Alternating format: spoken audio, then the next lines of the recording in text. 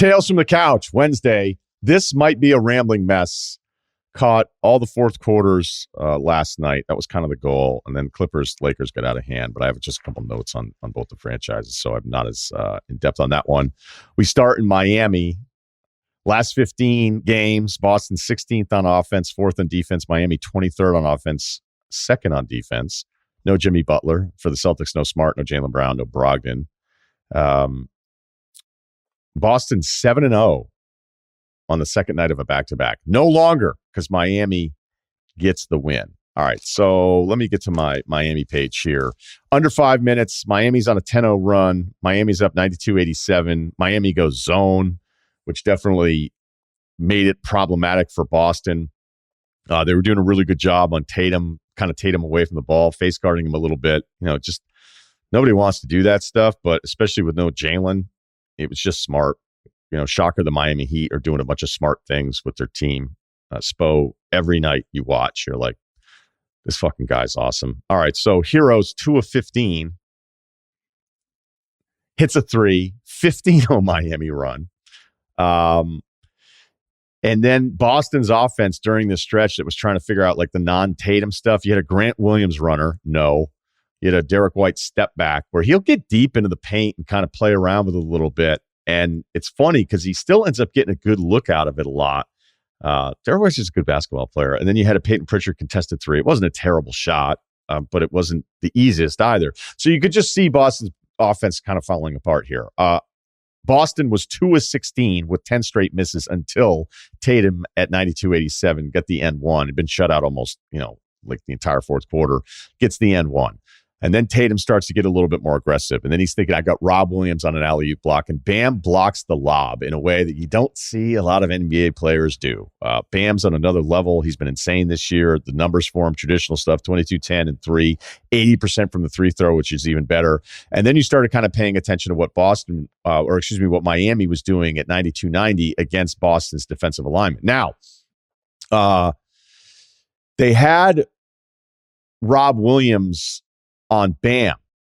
And, some of the stuff that they've done in the past is that they'd like to put Rob Williams on the lesser offensive threat. But Miami, with the way they're kind of fixing this on the fly every single night, that was not what happened. So actually Miami decided to get Rob Williams in the action defensively, which is usually the thing that you would have done in the past. But just, when Boston kind of turned around and did some different stuff with Rob. So they ran, I think it was like 4 or 5 times. They were running hero at Rob Williams and then kind of either figuring it out off of that. There was one play where I think they ran like 3 screens where it ended up Rob got stuck in the corner and it was a switch. So they did this Rob on Bam thing like 4 or 5 times. And then because you were seeing this happen, in between there, Grant Williams hit a 3. And by the way, the scouting report, if you're an opposing team against the Celtics at this point, Grant Williams on those 3s, especially on the side, I think, the up fake into the dribble, you have to stay down on him now. It's almost auto. He gives you one up fake and then kind of steps to the side and gets the 3 up. So he hits a big 3 there, so it's still a game. But then you could see what happened was the next time down, they had Grant on Bam. So they were like, okay, we gotta move this off of what's happening, and they had Rob Williams on Highsmith. So Miami attacked that thing. So you were watching it going, oh, okay, all right, I see what they're doing here.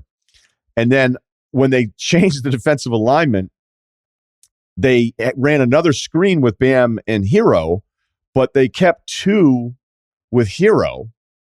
And then now you have Bam at the free throw line with Pritchard coming over to help, where Pritchard on a previous position actually, hung in there and got a stop. And then Bam hits a jumper, and that was kind of the game. Tatum, the hard double, very basic, but with the Boston lineup that was out there, they got Tatum really far away. They kept the double with him. Tatum went to skip, pass to Grant way over in the corner, and I think it was Hero that went ahead and stole it. By the way, Lowry not on the floor. Then down the stretch here, the 3-point shooting's been pretty bad. He just doesn't look all that great. Some of the numbers, maybe you trick yourself into thinking there's more there than there is, but just something to pay attention to there. Just really smart stuff with Miami down the stretch. Okay, let's look at some not smart stuff from the Bulls here. Blowing a big lead to the Pacers. The Pacers are 21st and 22nd last 15 in offensive defense. Chicago's 14th and fourth, I think is my number there. All right. So under 5, 198. Mathurin is killing it again. He's 26-7 this last night. But Halliburton, since January 11th, since he's been out, this Pacers offense is ranked 29th. So he seems important. But the Pacers get it going in this one. There's also a weird kind of Caruso-Patrick Williams decision late in games that I've noticed a couple times. Again, I do not watch your team as much as you watch your team. But if there's certain substitution patterns where I'm like, all right, because I'm liking Patrick Williams more and more. I don't know if the offense is ever going to progress to back up what you'd hope when you're picking somebody that high. I wouldn't rule it out. I wouldn't say it's the greatest bet, but he is playing so hard every night, man. And he's always taking the top defensive guy. He's playing against a lot of smaller players too. And he had to get Mathurin at some point last night as well, despite some kind of cross-matching that is going to happen in the course of a game anyway. But I just like Patrick Williams, but there's a real Donovan dilemma here where he's like, okay, am I Caruso late because it's still pretty good defense and I'm getting a little bit more offense, or is the offense that we're worried about defending on the other team a matchup size-wise where it makes sense for Patrick Williams there? So I need to probably go back and look at exactly how those patterns work in the closing group there, but I've noticed it in a couple games recently. Okay, so Pacers 11-2 run. Okay, this LaVine stretch, earmuffs, kids, if you're a huge Zach LaVine fan. This was bad. And now that Wizards play that we saw where he went to take a 2 when they were down 3, and I thought, did he not know the score? I think credit to LaVine where he explained it and that he thought he was getting fouled and then decided he thought he was going to get the N1 and they didn't call it for him. So there are moments with him, especially when he was younger. I was like, what the hell is he doing out there? So I think that one's actually given more of a pass for this one. We're like, you can't give him a pass at any of this stuff. All right, so he's having a really hard time with TJ McConnell. Like, he can't shake TJ McConnell. As I told you one time at the combine, TJ McConnell got a guy to like leave the combine. He couldn't bring the ball up against him. It was hysterical. And then the guy like was done. That's who TJ is. So he strips LaVine on one play. LaVine has another turnover pretty quickly down there. They bring in Williams again for Io. And so Caruso's in there with them. Caruso gets screened by Nesmith, but Nesmith falls down. It's that kind of side 21 thing where it's like a handoff. I think they may call it hammer sometimes too. I'm not 100% sure. It was a total flop, they call it. I fucking hate this screen stuff where guys fall down. It's like none of these guys would ever fall down on these screens, ever. But we reward it all the time. Nesmith's 0-7. He makes one of the free throws. So now Pacers are up 107-106. And then Kobe White comes in for Patrick Williams because they need a better ball handler out there because seriously, TJ McConnell is wrecking things. So DeRozan gets Nesmith, great blow by. And Nesmith's got some size and real athleticism to him, and DeRozan just is so good at this stuff. And then you've got the Bulls up here, and then Mathurin, who hasn't hit a 3 all night, of course, hits a 3. Because I just feel like that's kind of the way he's wired in this. He had some great drives, too. They didn't all work out. Mathurin is under 25% from 3 the last 2 months after shooting much higher than maybe you would have expected as a rookie looking at his Arizona stuff, even though we love the rest of it. All right, so Pacers up 2. Vooch gets a dunk, 110 apiece. All right, here's the one that drives me absolutely crazy. There's a McConnell baseline drive against another perimeter player, and at that point, there's not really much rim protection, but it's still McConnell driving at a guy that's bigger than him. I think it was DeRozan. LaVine just inexplicably decides to help, leaving Mathurin. He had ended up with Mathurin in this possession. And Mathurin just, it's not even like some hard, nasty cut. He just sort of wanders towards the rim. McConnell hands it to him. And that's kind of the game. And I don't know why LaVine would have just ignored the best scoring option for the Pacers to help defend at the rim when it's McConnell going to the rim, who likely is still going to have a hard time even getting that kind of shot off. And again, you can help and still pay attention to what you're doing. You know, you can still kind of go, all right, let me shade over this way, but not turn my back completely to the number one scoring option of the Pacers. That was a huge, huge mistake for him. Then they have him try to inbound the basketball at the other end, down 2. And they had McConnell defending the baseline because I think they were worried about a lob with Vooch, and because of the Pacers' lack of size, they didn't want to put Turner on the inbound, even though I'm a staunch believer in having massive size if you can against the inbound. I don't understand why more teams don't do it. It seems fairly obvious. It would just suck. Like, think about it. It's harder to do that. But they've got McConnell against the inbound, and Levine can't get it in. So, and he also missed Caruso, who was wide open underneath the basket. And that's not a screen grab wide open. Like, he was there, but he was looking at the top of the key trying to get it to DeRozan, so he didn't really scan. So they call timeout. Donovan changes the inbounds, where now it's going to be Caruso inbounding, and then he actually just turned the basketball over. But then at the other end, the desperation three from Levine, missed it, not a big deal. Bulls got the offensive rebound, and he traveled off of that. Let's just say it this way. Pretty bad closing last few minutes for Zach Levine, who I think gets a little pouty out there when there's just stretches offensively where I don't know that he's ever doing things in the parameters of what it is. And again, I like him more than I used to. He's arguably like one of the most athletic dudes I've ever seen in my entire life play basketball. But man, what a collection of just bad plays in a loss to the Pacers. Okay, Cleveland at New York. We're at 4:39 here. It's 98-93 New York. Last 15 games, Knicks 10th in offense, 21st in defense. Cleveland 11th in offense, 15th in defense.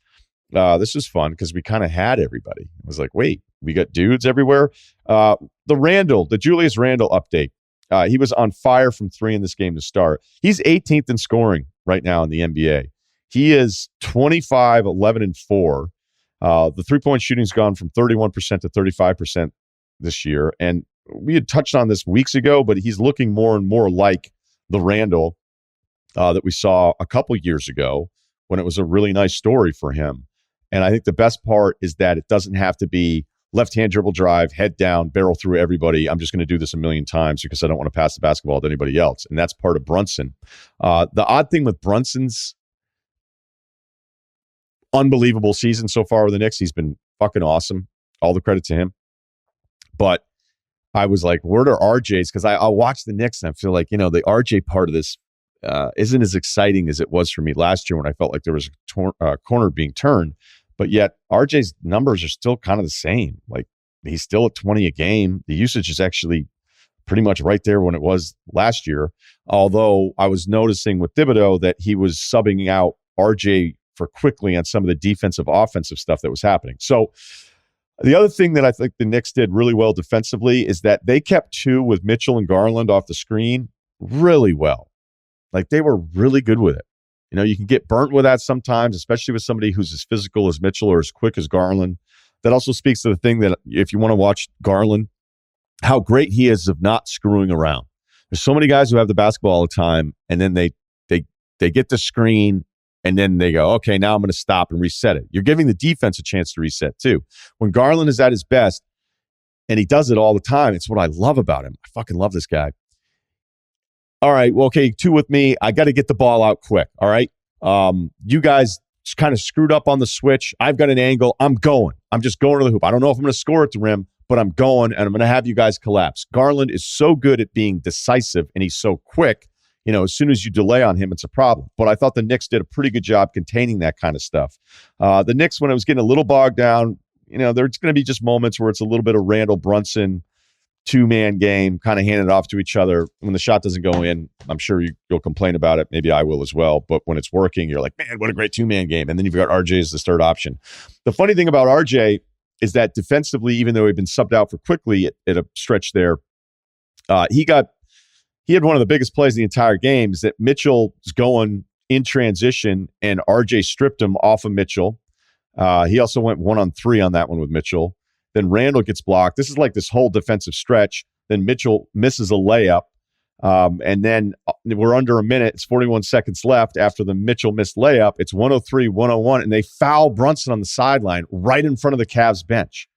I do not understand how this happens at the NBA level. All right? You're only down a possession. You're ahead on the shot clock. Just play it out.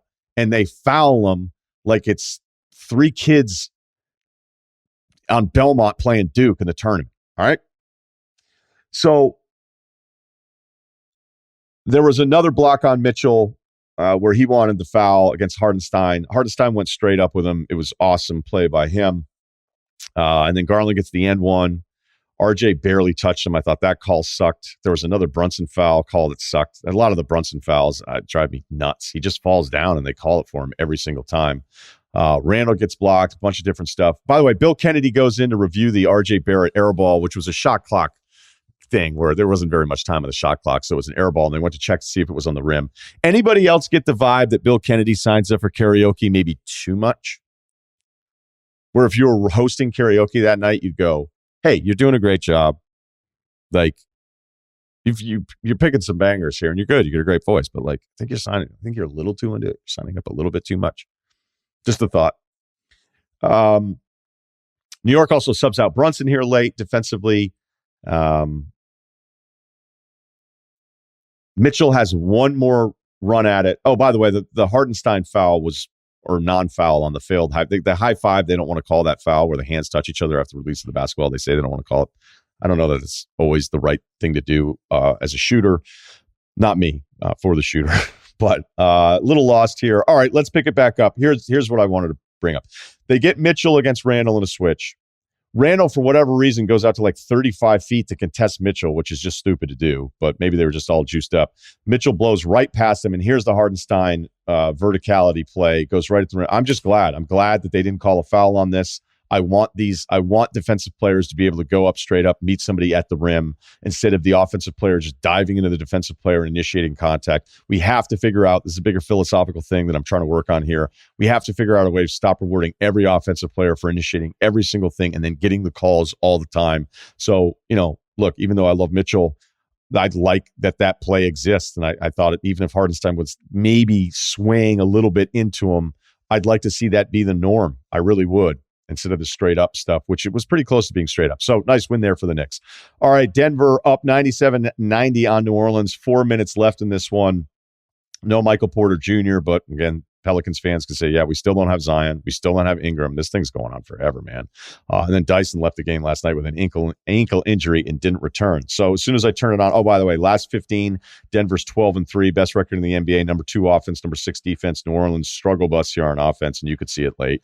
28th on offense, last 15 games, 13th on defense. Nola does go on an 8-0 run. I think when Jose Alvarado's your number one option for long stretches, and he lit it up in the second half, and that was great. I mean, he was 12 points, 6 of 9, getting it going there, but it's also probably not super bankable. And he can get he's a great story, but now when we start going, okay, he's going to play in the league and he's going to stick around, it can be a little high usagey for me at times. Denver has 2 big turnovers. I thought Billy Hernangomez, which is one of my favorite nicknames in the league. I'm like, man, Billy's doing a great job. And then Larry Nance Jr., some good defensive possessions against Jokic, making him work. CJ stepped out of bounds in a pass to Billy where he got 2 free throws. They didn't call that. So it's a 10-0 New Orleans run here. They're up 98-97. And then guess what? We're going to start doing some Murray-Jokic pick and rolls. So let's get to the play that mattered the most here. This will be quick. So it's Murray against Jokic against Herb Jones and Nance. So Herb is obviously on Murray. So they get the switch, but Nance is kind of in a good spot. And Herb, I don't know why he did this, but he kind of left Jokic to stay with Murray and the ball. I don't know if it was a lack of communication. You could see after the play, the 2 Pelicans players looked at each other going, what were you doing there? And it was still in front of Herb. So it wasn't like one of those, oh, shit, you were still here, things that can happen on a switch. So that means all of a sudden Jokic is wide open 8 feet away from the basketball. And guess what? From the weak side, it's that guard. It's the same thing with that Pritchard Bam thing that we were talking about when you have 2 with the perimeter player and the big is rolling. And these are like really good bigs. I actually like Dwayne Dedmon, so I wasn't going to say anything. But like when Bam is going up against Pritchard, or in this case, Alvarado's the help to Jokic in this spot, guess what? The shot went in. and there you go. Pelicans had a decent shot at the end there. I don't really understand that. All right, let's go to Washington, Dallas. This one will be quick too. There's a play in here that just speaks to like how frustrating it is with Luka, who I think is the best option. If you needed a bucket, he's the guy I would pick ahead of anybody else in the NBA. And that's, I think, maybe the greatest compliment you could have as a basketball player. Washington decides to go really small. And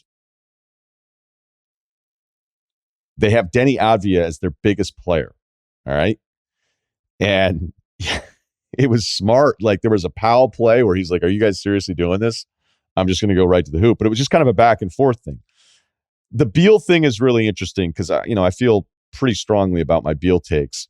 That if you watch the highlights, like I happened in this morning when I just had it on in the background and was writing out some stuff, I was watching the highlights of this game, and you would have thought like Beal was the hero. He had the huge three. That was kind of the game. All right. But if you watched it to close, I don't know what he's doing. I really don't. So I'm going to go on a bit of a Beal rant here. They were switching for Luka, which is understandable. But like, how I was talking about how Garland, once he sees what's going to happen, he does something. Beal's like, okay, I got my switch. Cool. I'm just going to fuck around here for a little bit. And look, sometimes it goes in, sometimes it doesn't. That hard dribble, stop, pull up from 15 that Beal does is awesome. It's impossible to defend. He can get to the rim. But he also just kind of gets the switch and then doesn't do anything with it. And Luka, at least, I give him this. If you're hunting him, which I get, he gives you some kind of effort, which is all you can really ask of any of these guys. I think some of the off-the-ball stuff Luka's a little less interested in because it's not as embarrassing because it doesn't get caught as much as in isolation against the ball. But then there was a Beal possession where like he got the switch and then just dicked around and he threw, I think, the Morris late. And you're like, what are you doing? And then Beal had a pretty big turnover in this one too that didn't factor into the game whatsoever. I was looking at some of the Beal stuff. I'm going to bring this up now because I think the way he gets talked about versus who he actually is are two completely different things. I had said for years, I think the 2 years that we talked about it, and yeah, I'm giving myself credit for it. I was like, man, I just keep hearing he's like real content with everything and that he's probably going to ride out this whole Washington thing and not demand a trade. And they want to keep him because he's talented and that's kind of how it works. And he's still in his 20s and, he's going to try to get that huge, huge extension at some point. And that's exactly what happened. But he's still kind of named as that dude where it's like, will he ever, will he decide at some point that he's going to want out? Well, let's examine it here. Because I think the fan base that would get him would be like, oh my God, I think he's at best a 3 on a good team. His third option. The last 4 years, he's played 57, 60, 40, and 27 games. That's when he should be absolutely lighting the league up in his mid to late 20s. He's been a net negative on defense. Again, these are stats, but net negative for 8 straight years. The shooting we know is generally there. Last year, for whatever reason, he couldn't hit any threes. He's 37% from three for his career. He's not shooting as much this year. 16 shot attempts. He was at 23 attempts back-to-back seasons in 20 and 21. So he's down in shot attempts going all the way back to 6-7 years ago here. But there's just games where I watch him where I'm like, I get how talented he is. But I don't know, it's maybe one of those weird things where you go, is it worse that he wanted to stay with the Wizards? Is this where we get mad at the guys for asking out? Do we look at him and go, why would he want to stay there that long? Does that say more about him? Or is it what I kind of had heard the whole time? Like, once you got that contract, now we'll see. But, they didn't have Porzingis last night. They win the game. We know the rotation for Dallas is still banged up there a little bit. So, honestly, result-wise, it kind of felt like Boston. Nice win for Miami. Everybody's missing people. If Miami had gotten smoked, I wouldn't have cared. I wouldn't have thought anything of it. And we're kind of at that stretch in the NBA, too, where you're just kind of like, and I'll make this mistake, I promise you. You're going to be like, hey, who have they beat recently or going back in it? And you're like, oh, they got Memphis. You're like, oh, without Ja and Steven Adams for Sacramento, who was awesome in their win on Monday. A team that doesn't play very good defense, playing awesome defense in that one, light the beam. But, you can get lost a couple weeks from now when you're looking at Sacramento going, where are the good wins? And you're going to go, oh, man, they got Memphis. They got them pretty good the other night. And you're going to forget who was or wasn't in the game. And that's kind of what we're dealing with right now. Okay, to end this, what about an hour 20 of this, Kyle? Okay, Clippers-Lakers, because it was a blowout there, even though there was a late push there to kind of get it maybe to 11. We're not going to do a deep dive on this. Last 15, Clippers are 5th and on offense and 26th on defense, which is kind of crazy. But I think it'll speak to kind of the Kawhi thing that we're going to get to here in a second. Only because the Clippers statistically, the Clippers won't go away, even when nobody's playing and now guys are playing. They were really good defensively, statistically, and then you kept looking at the standings all the time, being like, they're still hanging around. I mean, speaking of the standings now, the Clippers are your 5 seed, and they're only 3 games behind Sacramento for the number 3 seed, okay? The Lakers on the other side, by the way, 9-6 in their last 15th, 9th on offense, 18th on defense. So Kawhi's January numbers, buckle up, kids, 27, 7, and 3.6 assists per game. The shooting splits in January, 54 from the floor, 45 from 3 on 4 attempts per game, and he's hitting 93% of his free throws. I think Kawhi, the all-time two-way guy, is done. I think it's been going on for a long time with him defensively. I don't know if it's maintenance. I don't know if it's interest. It may at this point just be a lack of physical ability. He's probably as bad of a health bet. Maybe Anthony Davis is worse, but if you had to do all NBA first team bad health bets, Kawhi would be one of your wings. So even with this resurgence, even with their standings, even with him looking unstoppable right now, I always thought his offensive game was going to age well because he just needs to get to a spot and pull up, and that's what he's doing. And look, he just looks better too in January, because I saw some games, the Charlotte game, where I think he even hit the game winner. And I was like, all right, yeah, but I don't think he looked good, which is fine. The same thing with Jamal Murray, who's a lot younger, less injury history. Some guys are going to come back that haven't played in a while, aren't going to look great, but it doesn't necessarily mean anything. With Kawhi, he actually looks good again with this whole deal. So it's kind of that Clippers back in the conversation, who you would think if they wanted to move man, the Kennard contract maybe gets there. Kevin O'Connor wrote a really good thing about they need to be aggressive because they don't have any of their picks. So you're sitting there saying, let's go all in on this year. You don't have any other options if you're the Clippers. I just don't know if Powell would be moved because they need, Powell's terrific. Powell's a really good player for them. All right, so on the other side, the Lakers add Rui Hachimura. There's kind of a rule I have with this. I mean, if the Wizards didn't want to pay Rui, how excited should you be as a Lakers fan? And by the way, the Wizards aren't tearing this thing down. Like, it feels a bit like they're trying to move some pieces around on the fly while still being competitive. And in Porzingis news this week that he could potentially decline an option over $30 million and that they would like to actually re-sign him, which, Porzingis has been really good for them. He has, but, it's just another bad health bet if we were talking to all NBA picks for that category, which I don't think the league would actually do at any point.